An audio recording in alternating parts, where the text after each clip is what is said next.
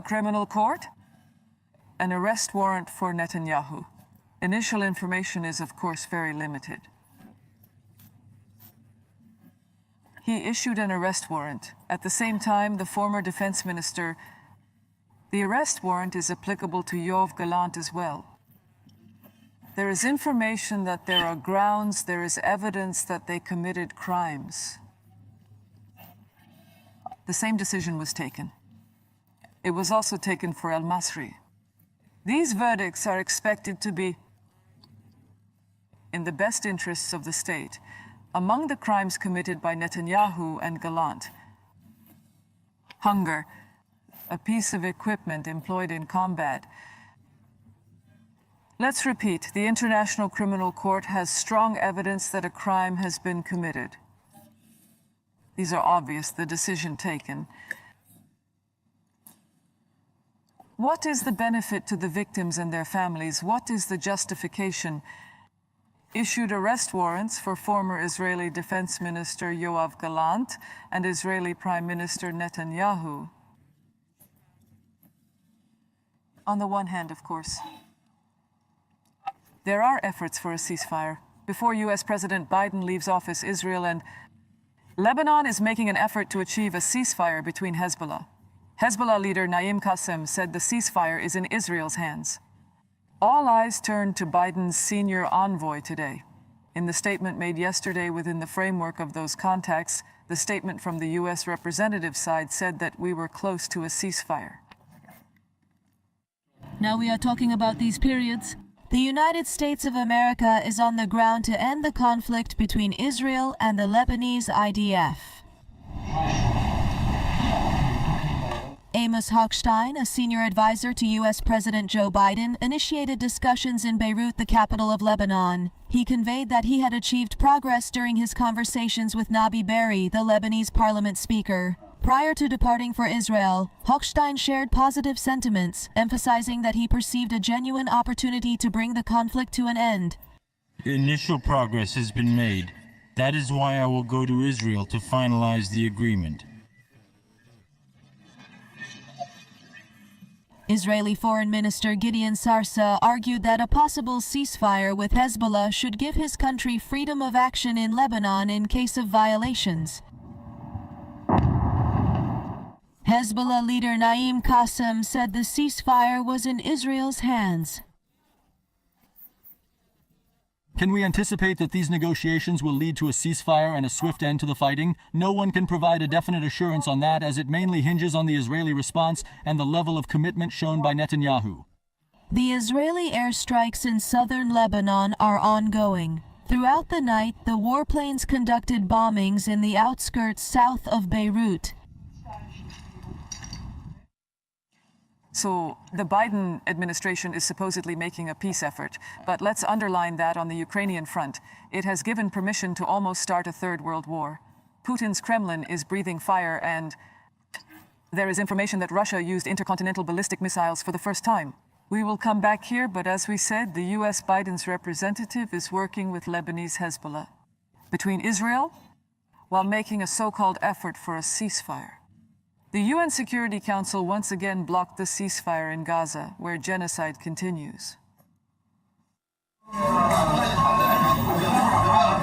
The hand of the United States has once again been raised in support of the massacres.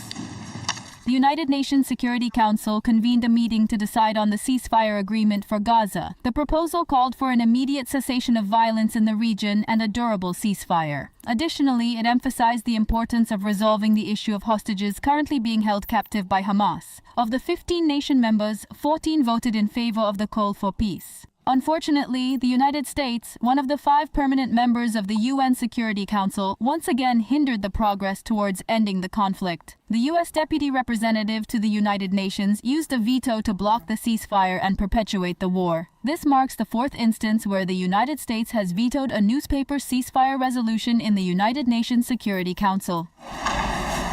Robert Wood, the U.S. Deputy Representative to the United Nations, defended his decision in his speech during the vote. He said that we will not approve an unconditional ceasefire until the release of the hostages is guaranteed.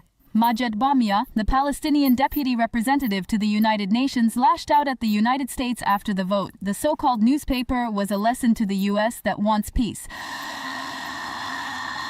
Maybe we have the wrong nation, the wrong face, the wrong skin color, but we are human beings and we should be treated as such. Is there a different UN treaty for Israel than for everyone else? Is there a different international law for them and a different international law for us? Do they have the right to kill and we only have the right to die?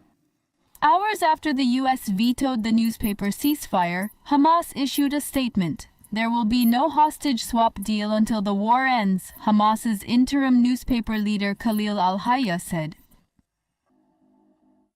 Biden administration saw the conflicts that broke out between 2020-24, the conflicts that he started, that he supported, the war zones that were fanned, of course, Ukraine being the most important of them, and the permission that Biden gave to use U.S. missiles inside Russian territory. Within 24 hours after that, Zelensky pressed the button twice. The first time he used U.S.-made ATACMS missiles.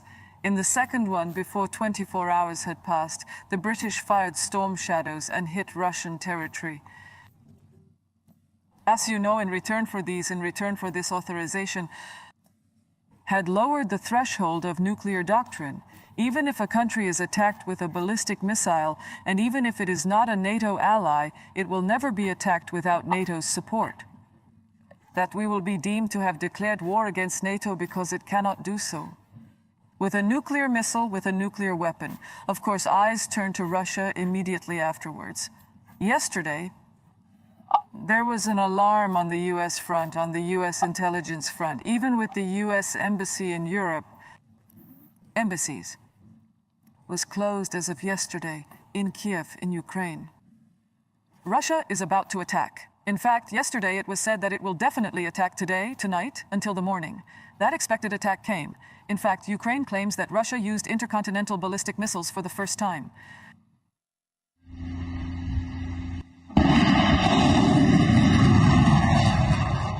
Ukrainian media reported that the missiles opened Russian air defenses and targeted a command center where North Korean and Russian officers were stationed.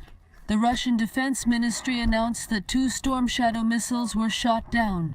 According to British media, the attack was personally authorized by British Prime Minister Keir Starmer. Ukraine's Defense Minister Rustam Umerov neither confirmed nor denied that Storm Shadow missiles were used in the attack. He said that we are using all means to defend our country and we will not go into details. The British Ministry of Defense also declined to comment on the issue. There was no official statement from the British Prime Minister's office either. The Kremlin, on the other hand, threw the ball to the Russian army. Spokesman Dmitry Peskov said, "We will not comment on this issue. The situation concerns the Russian army. It is a matter of curiosity how Russia will retaliate against the attacks, which it had previously warned would be costly." While discussing whether nuclear weapons will be used or not, a claim appeared in the British press. It was claimed that Russia is preparing to launch deadly RS-X-6V Rubes intercontinental ballistic missiles capable of hitting anywhere in Europe. The missiles, which weigh up to 50 tons and have a range of about 6,000 kilometers, have never been used in a conflict before. Hours after this claim, the Ukrainian military made a statement on the issue. It claimed that Russia had launched an intercontinental ballistic missile for the first time during the war. According to the Ukrainian Air Force, the attack was launched from the Astrakhan region on the Caspian Sea coast. The strikes targeted the infrastructure of the city of Dnipro. According to the Ukrainian military 6KH, Russia has not commented on the intercontinental ballistic missiles, which are capable of carrying nuclear payloads.